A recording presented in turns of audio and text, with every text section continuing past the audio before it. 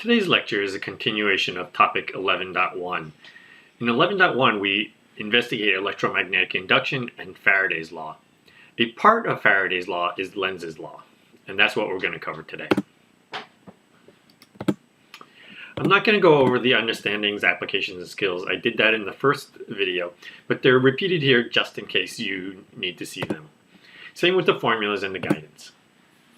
Okay, the first few slides are going to be a review of Faraday's law. Remember, Faraday discovered that a changing magnetic field generates a current in a wire. It's very important that you remember it's changing. From a calculus standpoint, okay, it's the rate of change of the flux, d phi dt. Okay, without the calculus, it's similar. It's just delta phi delta t. We usually express it as minus n, where n is the number of loops in the coil. So more loops, more EMF. Okay, some people express it where the n as part of the flux, in which case it is part of the d phi dt. And just to go over again what magnetic flux is, okay? Magnetic flux is pretty much, you can think of it as the amount of magnetic energy that goes through the loop, okay? Through the center, through the inside of the loop. We don't focus on what's outside of the loop because that's the rest of the universe. There's clearly lots of magnetism going on there, but it has no effect on our loop, okay? And so the flux is just the magnetic field B times the area A, and don't forget the angle associated with it because it's the perpendicular portion of the magnetic field, okay? And that's what goes through the loop, okay? So the rate of change of the flux, we can change any one of those numbers. We could change the magnitude of the magnetic field, yes. We can change area, and we can change angle. We could, in some certain cases, also change the number of loops n, but that's a very rare situation. Okay, so what is Lenz's law? Lenz's law is effectively just the minus sign in that formula, okay? The formula where EMF is equal to minus n delta phi delta t, okay?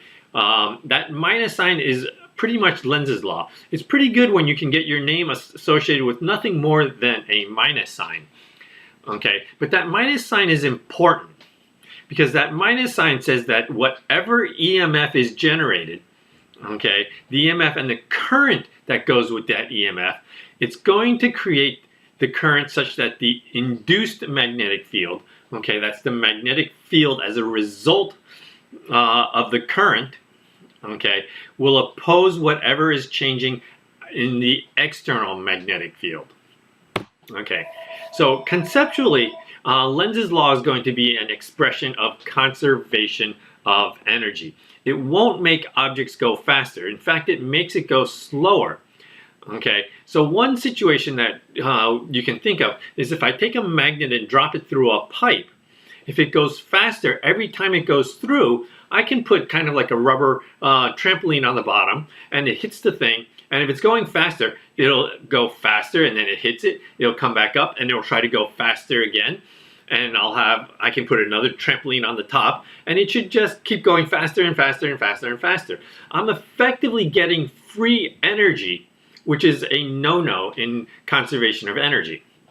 Okay, and so what Lenz's law actually does is if I take a magnet and drop it through a metal pipe, okay, it generates a current in that pipe that pushes back on that magnet. So instead of making it go faster, it goes slower. It actually reaches terminal velocity really, really quickly. Okay, so one way you can think of Lenz's law is that Lenz's law hates change. Okay, what that means is that it will generate a current in the wire, in the pipe, in the loops. It'll generate a current such that the magnetic field from that current, okay, so I can do a right fist rule on that wire, on that loop, so that the magnetic field from that current will counteract the change in the external magnetic field. Okay, so let's look at what happens here, okay? In the left here, okay, I have an initial external field. I've got nothing, okay? There's no magnetic field right now. It's basically nothing, okay? But then I turn on my magnetic field, so actually, I'm sorry, my magnetic field is initially coming out of the page towards me, okay? That's what the dot's there. I don't, again, care about what's outside the loop, only inside the loop, okay? And my final external field is nothing, okay? So I'm going from a strong magnetic field, let's say, to a non-existent, so it's decreasing in magnitude, okay? So my induced magnetic field is trying to replace what I had initially. Okay, initially I had this strong magnetic field coming out of the page, so my induced magnetic field will be this slightly weaker magnetic field coming out of the page. It depends on how quickly that field is changing. Okay, and so if I did a right fist rule on this induced magnetic field, I'll find that my current is going to be going counterclockwise in this case. Okay, so the direction of my induced current is going to be counterclockwise. In my initial and final situations, that's the external field. The blue dots is my induced magnetic field. So keep those two concepts separate. The magnetic field that's induced or generated by the change versus the thing causing the change, the external field. So I've simplified this down into a right-hand rule for Lenz's law, being able to determine the direction of the current in a loop. Okay, and again, so this one's going to be slightly different for Lenz's law because the thumb is going to be your external magnetic field now. There's no current, there's nothing changing yet. Okay, so that's why it's not the direction of motion. But your thumb basically points in the direction of the initial external magnetic field. And if the initial magnetic field is 0, choose the direction of the final. Okay, and this is the tricky part, okay? Remember the minus sign. If the field is decreasing in magnitude, so this situation, it's going from strong to nothing. So it's decreasing in magnitude. So if the field is decreasing in magnitude, the hand needs to just leave your hand there, okay? And if the field is increasing in magnitude, you need to flip your hand around, meaning your thumb now points opposite the direction of that initial external magnetic field, okay?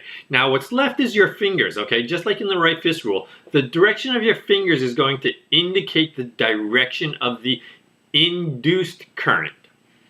Okay, so it's the direction of the induced current. So here's an example. My initial magnetic external field is nothing. And I'm going to a external magnetic field that's into the page. Remember, X's are into the page. So if I'm going to take my thumb and stick it in the direction of the external field, I don't have an initial, so I'll use the final. So it's pointing into the page. And now I have to ask myself, is it increasing or decreasing in magnitude? It's going from 0 to something non-zero. So it's increasing in magnitude. If it's increasing in magnitude, I have to flip my hand around. And my fingers now are going to tell me that my induced magnetic field, okay, again using the right hand, is going to go counterclockwise. Okay, so in this case, counterclockwise is again generating a magnetic field that is coming towards me. Okay, and you might wonder, why is it coming towards me if I started with nothing and I ended up with an external field into the page? Remember, it's trying to counteract that. If I started with nothing and I ended up with into the page, if I'm going to counteract that and get back to nothing, which is what I want, like then I need to push back on it or go the opposite direction. Okay, so that's Lenz's law and the right-hand rule for Lenz's law. We'll practice that in the exit ticket or in the practice problems. Okay, thank you.